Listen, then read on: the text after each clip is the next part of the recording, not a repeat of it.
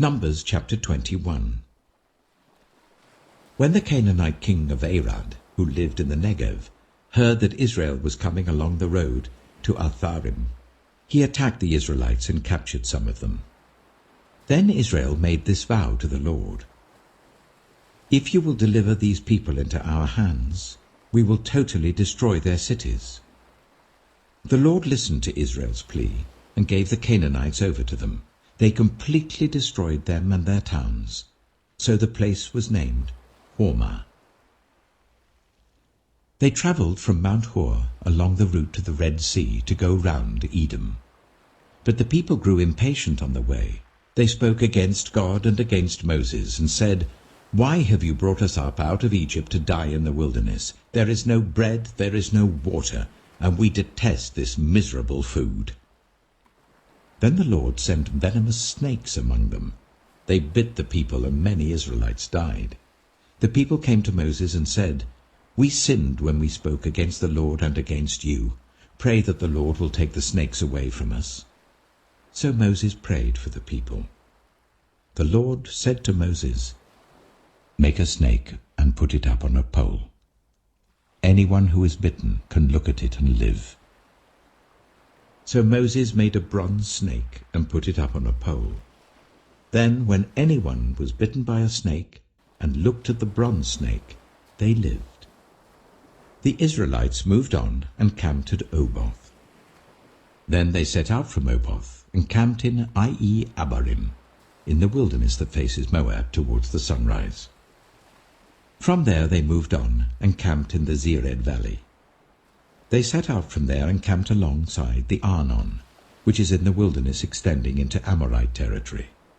The Arnon is the border of Moab, between Moab and the Amorites.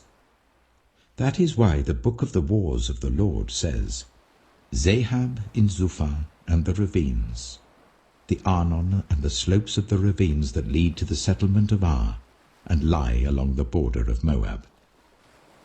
From there they continued on to Beer, the well where the Lord said to Moses, "Gather the people together, and I will give them water." Then Israel sang this song: "Spring up, O well, sing about it, about the well that the princes dug, that the nobles of the people sank, the nobles with scepters and staffs." Then they went from the wilderness to Mattanah, from Mattanah to Nahaliel, from Nahaliel to Bamoth, and from Bamoth to the valley in Moab, where the top of Pisgah overlooks the wasteland.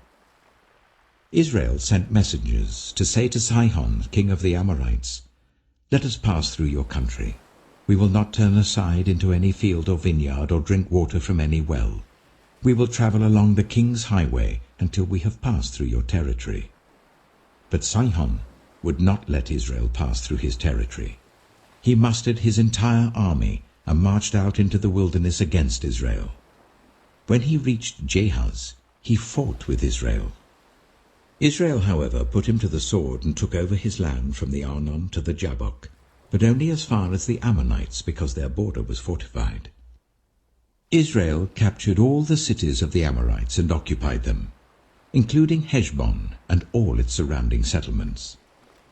Heshbon was the city of Sihon, king of the Amorites, who had fought against the former king of Moab, and had taken from him all his land as far as the Arnon. That is why the poets say, "Come to Heshbon and let it be rebuilt. Let Sihon's city be restored." Fire went out from Heshbon, a blaze from the city of Sihon. It consumed Ar of Moab, the citizens of Arnon's heights. Woe to you, Moab! You are destroyed, people of Chemosh. He has given up his sons as fugitives and his daughters as captives to Sihon, king of the Amorites. But we have overthrown them. Heshbon's dominion has been destroyed all the way to Dibon, and we have demolished them as far as Nophah, which extends to Medeba. So Israel settled in the land of the Amorites. After Moses had sent spies to Jazer, The Israelites captured its surrounding settlements and drove out the Amorites who were there.